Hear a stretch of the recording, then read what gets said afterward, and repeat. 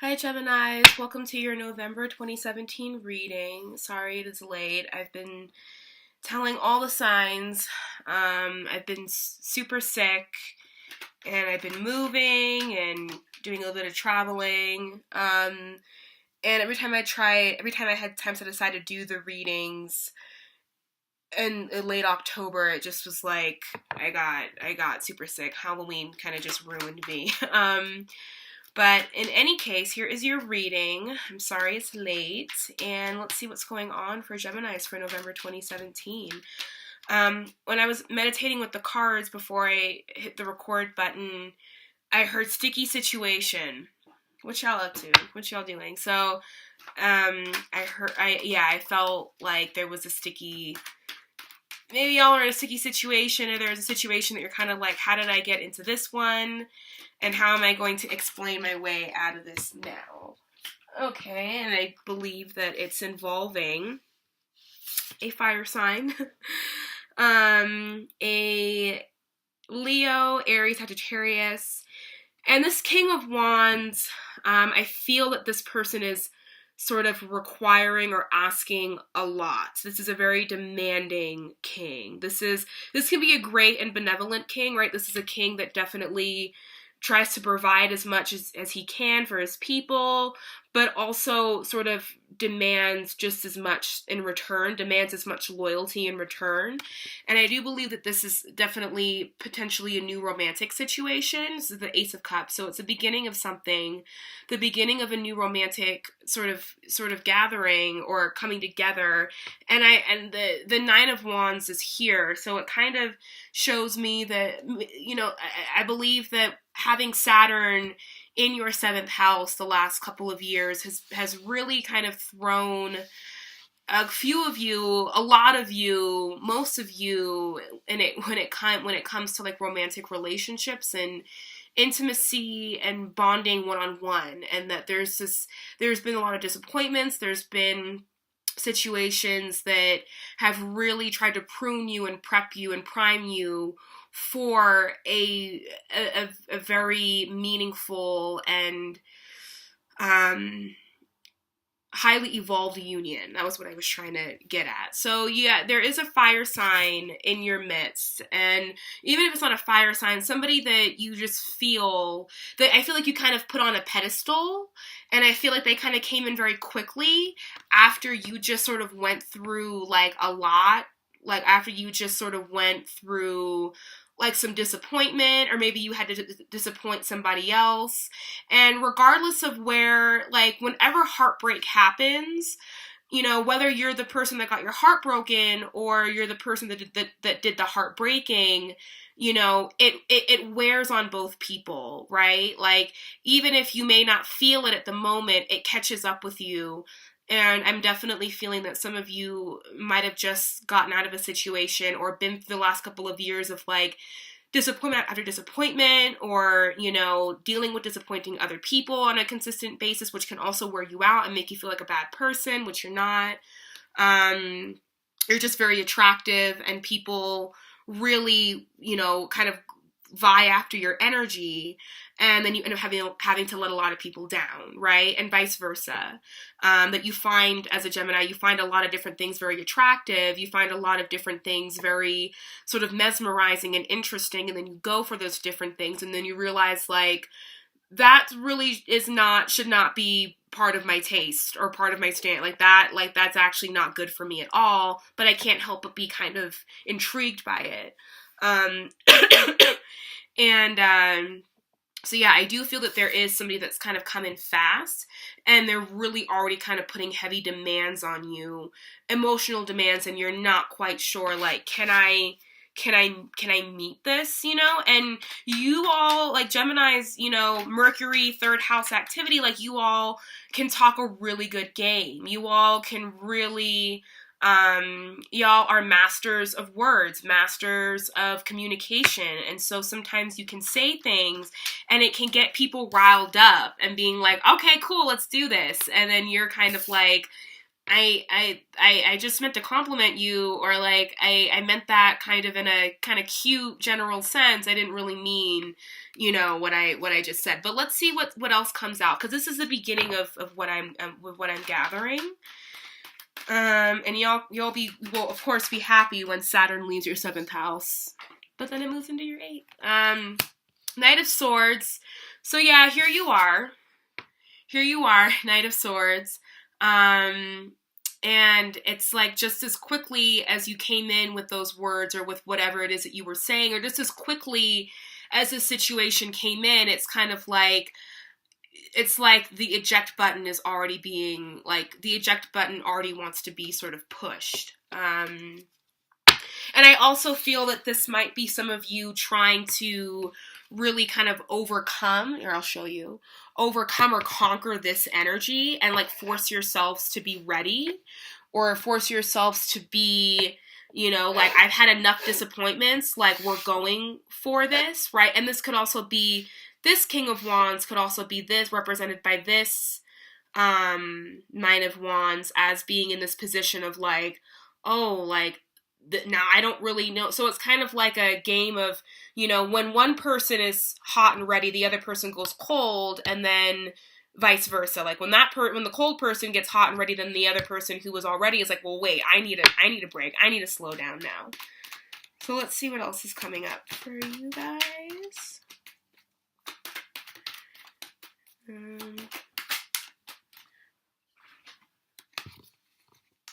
Death. Justice. Yeah, I feel that the universe is actually trying to, the universe brings us hardships, the universe brings us difficulties, right? Because we need to learn, we need to grow. Saturn, needs to come into our lives and prune us and prepare us and learn us how to work within our, and teach us how to work within our limitations, so that we can learn how to, mature, right? But, just as much difficulty, like the universe also recognizes, like, but we also need to bring joy, and we need to bring love, and we need to bring luck, and we need to bring, so I feel like this Justice card is like this kind of the balancing out of these energies, these difficulties surrounding, this matters of the heart, which I feel like have been very big for Geminis.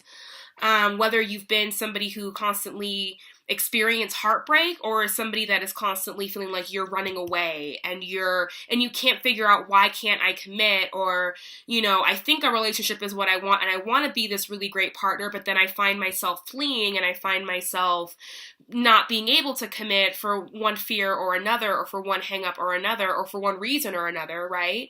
But then I find myself hurting people, right? And I don't want to do that. And it's like the universe is kind of balancing out these energies. This Death card here is also very interesting. 7 of Cups. Okay, so there's some illusion, some delusion and illusion going on, and then we have the 5 of Pentacles here. So I want to get some clarification for the Death card, because the Death card on its face, and Taurus got this card in a similar position, right over here in this corner. I don't really feel, you did have that Taurus full moon on the 4th, which again, I'm sorry this is late for, but that did kind of happen. That full moon occurred in your 12th house, right? And so the 12th house has everything to do with our subconscious, our subconscious fears, the ways in which we imprison ourselves, right? The ways in which we sort of limit ourselves, and the ways in which we kind of box ourselves in psychologically, like the mental and psychological prisons that we create for ourselves. And you had that full moon there, right? So there was a death, a culmination or an ending occurring in that sector of your chart. So there could have been a part of your subconscious, a part of your psyche, a part of, maybe one of the walls that you've created for yourself, you've broken down, right? And so this 9 of Wands kind of, for me, signifies somebody who's built up barriers of protection, but still is kind of left an opening, right? It's still left an opening, so there's an openness. There's a willingness there to try again. But nonetheless, this person is still kind of bruised and battered and beaten up. So I want to get clarification for this Death card. Can you tell me why the Death card is here for Gemini?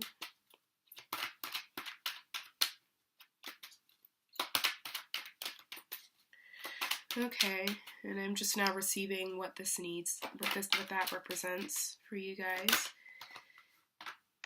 Okay, so yeah, once again, new awareness, right? And the sword can represent the cutting away of old things in our psychology and our psyche.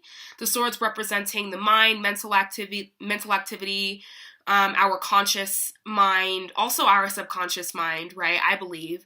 But it can also represent like the cutting away of parts of that and also the new realization. So there's sort of a death occurring for a lot of you. There is a 12th house sort of, things in the 12th house are being kind of riled up for you. Subconscious fears, things of that nature. But they're coming up, and they come up around the full moon because you need to kind of get rid of or kind of cut away at something that kind of keeps you imprisoned in your own mind. And again, with this Seven of Cups here, this card representing our illusions about things, our delusions about things, the fantasies that we kind of create for ourselves, like the sandcastles that we build, right? Like the things that we build that can be easily washed away, that aren't really based in reality, but like this is a very Neptune kind of energy of all the fantasies and illusions that I create for myself. And I feel that a lot of you, have lofty ideas, or not lofty ideas, but rather have these sort of self-defeating prophecies, or when it comes to love, that, I feel that there's this kind of illusion that this is, like, this always brings me this Five of Pentacles energy, that I cannot...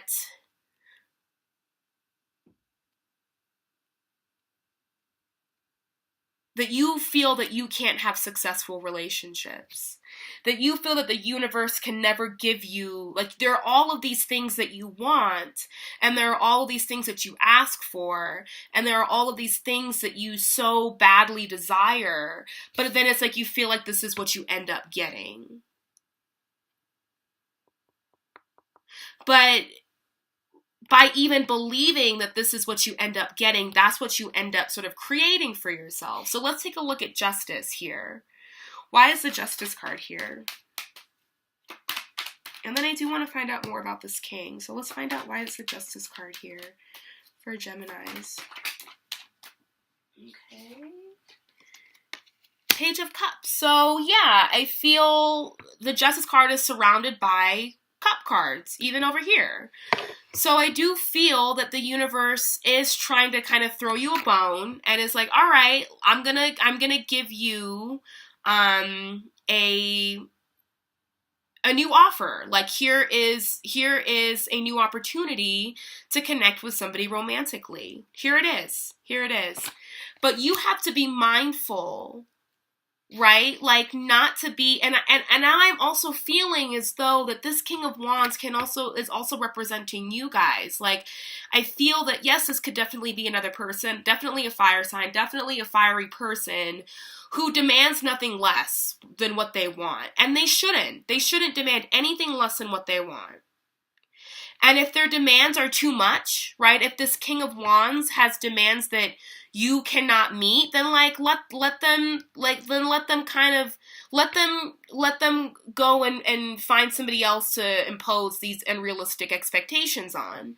Because I feel like some of you are facing partners or potential romantic interests that are kind of putting it on really thick. And it might be a lot for you right now, and it's kind of triggering or sort of instigating, or it's a catalyst for feelings of like fight or flight. And some of you might want to just kind of be on the flight side of things. But I'm also feeling this could also be you guys, right? Because Geminis are mirrors.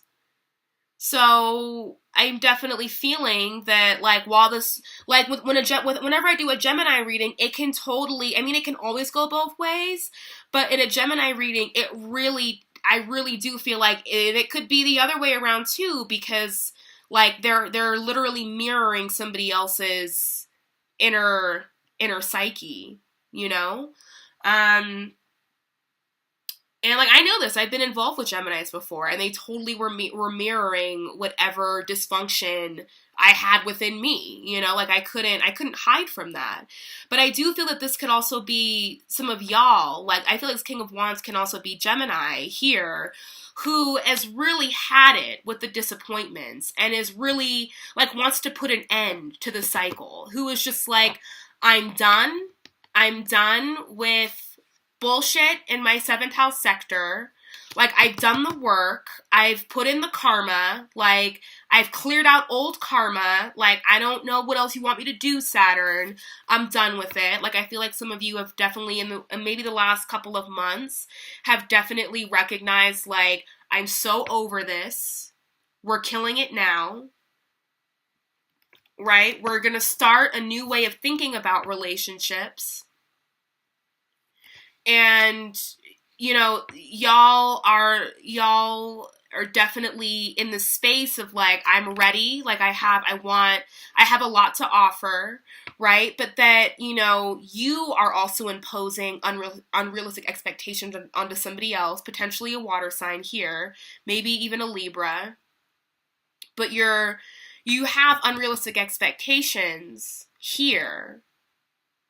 And it's like, what was it? An expectation is a premeditated resentment.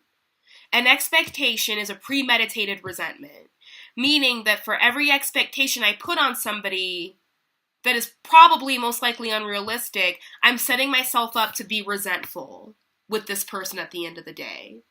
And I can only blame myself. Like, I want to then blame this other person for why I'm so resentful, or why I feel like I want to come for them, right? And be like, what the fuck? Like, don't you know? Like, I was already hurt and bloodied and bruised. And then I was ready. Like, I finally went from being cold to being warm. And then you come along and now, like, the tables have turned, right? It's like, that's what I'm kind of feeling, that some of you, especially those Geminis who have in the past been really emotionally unavailable, or who have maybe been the ones that have done a lot of the heartbreaking, like, or have been the ones that were, you know, difficult to kind of tie down. Now it's like your experience, like the karma's kind of balancing itself out. So now you might be experiencing situations where you're like, now, like like I can't catch this person. I'm sitting here stable on my throne, ready to actually offer this now, right? And it's like now the karma is balanced out, and now you're in a place of like, I want to offer my love to somebody, and I've kind of worked through all of the stuff that might have kept me at being emotionally unavailable, or kept me in my own self-contained prison psychologically. But now this person is like making me feel like I'm left out in the cold. Oh, that doesn't feel good, does it? You know? So yeah, I feel like expectations is a big, like, this person has big expectations. If this person is you have big expectations. And it's like I said before, an expectation is a premeditated resentment with a person, place, or a situation, right? So let's clarify this King of Wands. Can I get more information on this King of Wands, please? Who is this King of Wands? Okay. So there's a backstory here with this King of Wands. There's a backstory. We have the Five of Swords, clarifying this King of Wands, the Page of Pentacles, and the Ace of Pentacles, clarifying this King of Wands. So, I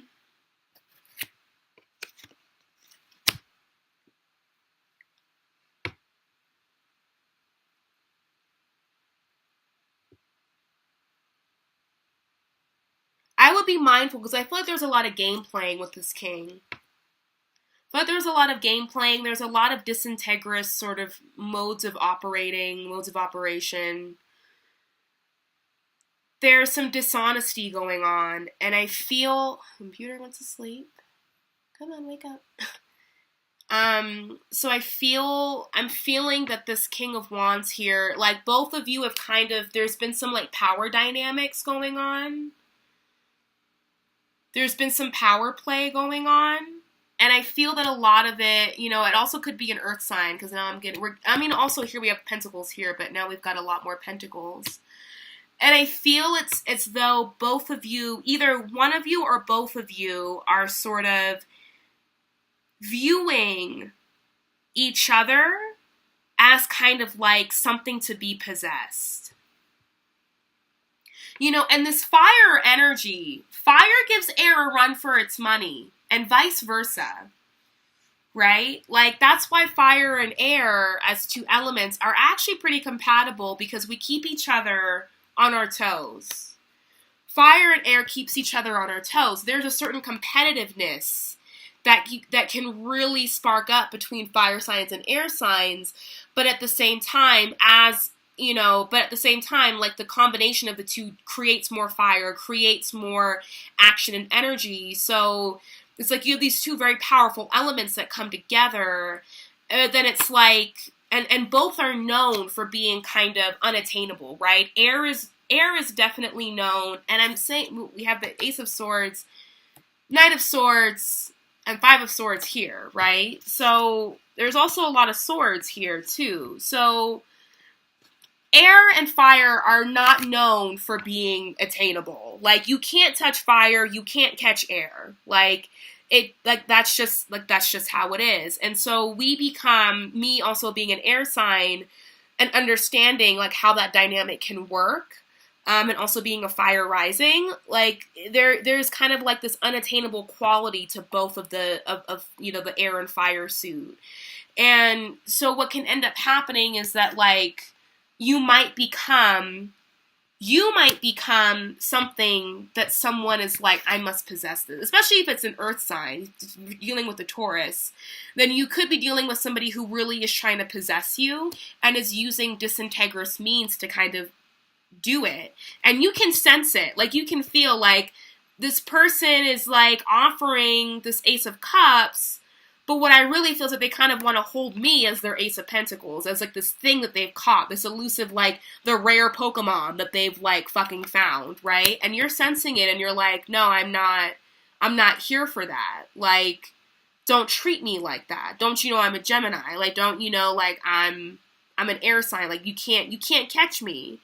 And the same goes with fire signs, right? If you yourself are finding yourself trying to sort of trap a person with a lot of fire in them, and you're trying to kind of hold them and possess them in this way of like, look what I got. Like, don't do that. Don't, it's not in your highest good to treat another person like that.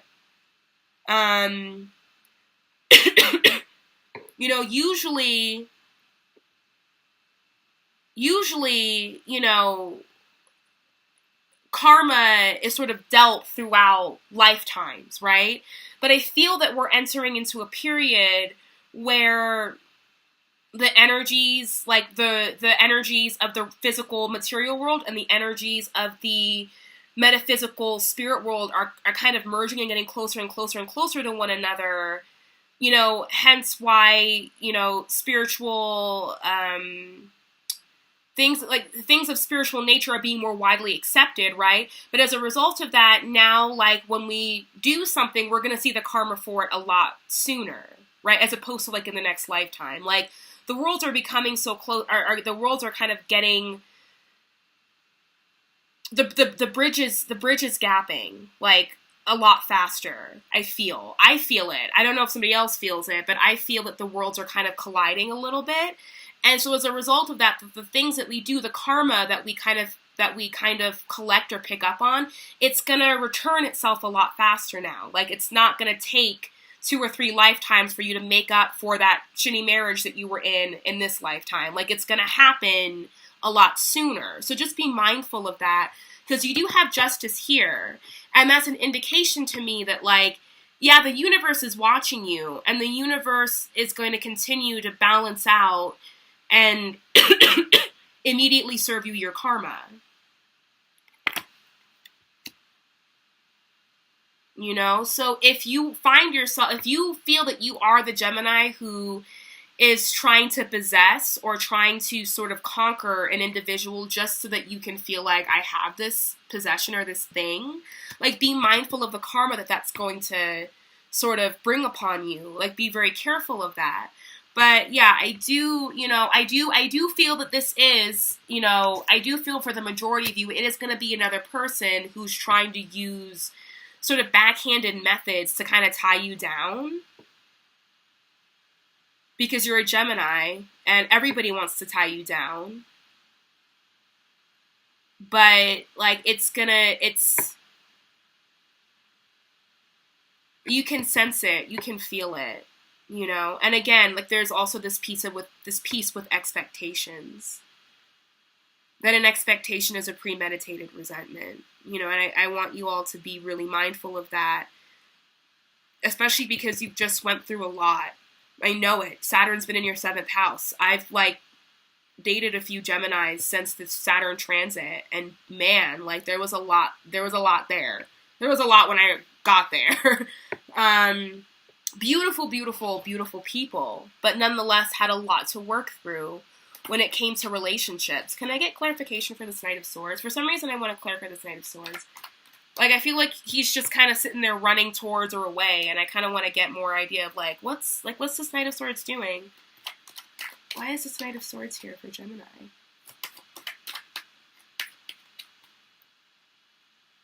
No.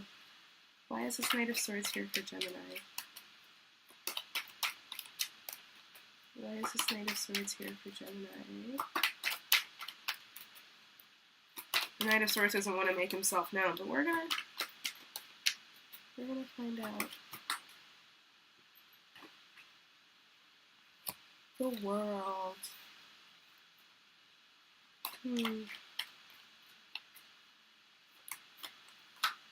I feel like for a lot of you, freedom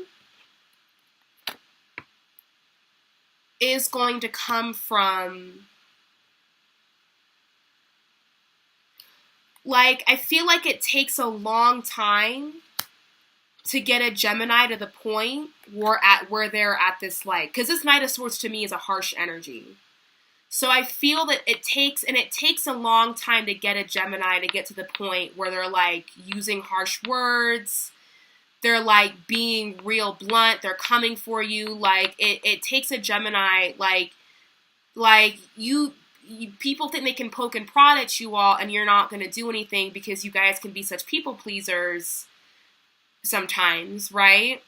And I don't mean that in a bad sense. I mean it in a sense that you want to help everybody out and be the social butterfly that you are and connect to everybody, but then you end up letting people down, and that in and of itself really disappoints you, and then you kind of disappear. It's like a one shit show after another that, then gives you the reputation that you're flighty and unreliable, when actually people can depend on you to say yes to anything, but then you can only actually fulfill so many of those things.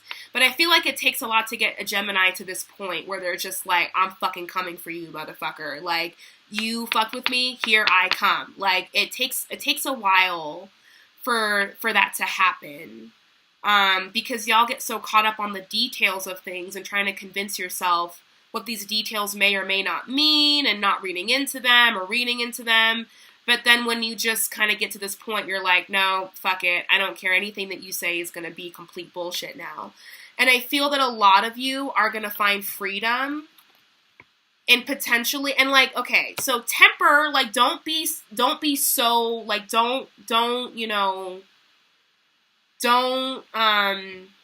don't go out looking to destroy. But with this King of Wands, I feel that there's something that you need to communicate to them. And so they've got their back turned to you, but you're coming, it's you need to communicate something to them. Don't fuck with me. Don't, and I feel that a lot of you are going to find freedom in actually communicating things early on. Instead of holding your tongue, or instead of mincing your words, until it gets to a point where words can no longer be minced, right? And like what you have to say is completely like hurtful. So the point where the message of what you have to say gets lost because now you've just been hurting people, right? Or now you're just kind of causing pain. But I feel that a lot of freedom is going to come in how you communicate. And that's one of the biggest lessons for you is like really honest, no holds bar, like kind of communication. That's what I'm really picking up on, is that being upfront with what you want, what you don't want. If you're involved with somebody who wants a relationship and you don't, like, let them know, I'm not going to be the one who, like, it's going to be like this the whole time. And if you want a relationship and you're involved with somebody who you're unsure of, like, do they want a relationship with me? Let them know, like, this is what I want.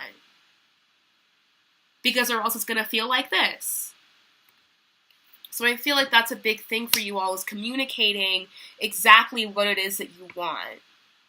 And then in communicating exactly what it is that you want, that's what you then get to receive from the universe.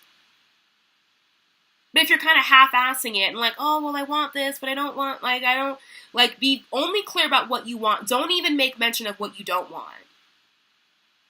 Only make mention of what you do want. So let's pull an outcome card. Okay. For Geminis. The Lovers and the Four of Cups. Okay. So I feel that this is your card, number one. The Lovers, for me, is the Gemini card. Because it's like, you know, the two twins, the two halves, the masculine and the feminine, the yin and the yang, the culmination of the two, the merging, the balancing of the two. So I do feel that a lot of you are growing up, are definitely going to do some major growing up. I do also see this as, right, like this union coming in. But again, we have this Four of Cups here. I feel that some of you are going to keep your options open.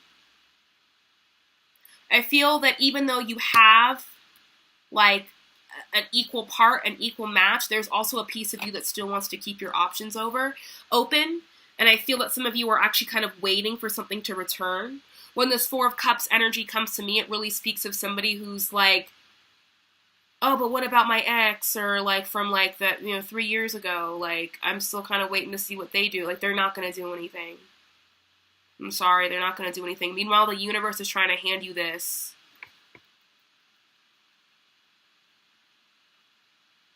like spiritual soul union. But y'all still are kind of like focused on these cups here. And maybe these cups are expectations that are just not going to be met. And yeah, some of you also are going to keep, because the Lovers also to me, represents options or like choices, and kind of wanting to keep your choices open or not wanting to really commit to any specific choice. So my advice to you is to figure out, like, because this is stagnant energy. This is somebody who's not going anywhere. Whether it's a result of fear or hanging on to the past or having too high of expectations. But, like, these cups aren't going to fill your expectations either. So, kind of take a step back and have another conversation with yourself about, like, well, what is it that I realistically want in relationships? Because I feel like this is trying to come in.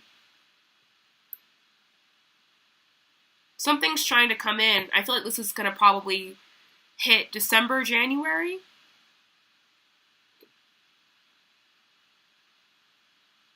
But you can't be over here playing games when you've got the Lovers trying to come in. It doesn't really work like that. But that's your reading, Geminis. And I love you guys. And again, sorry your reading is late. They're all going to be late. And if you want a personal reading, you can contact me. I put all of my info in the box below. And I will see you all in December. All right.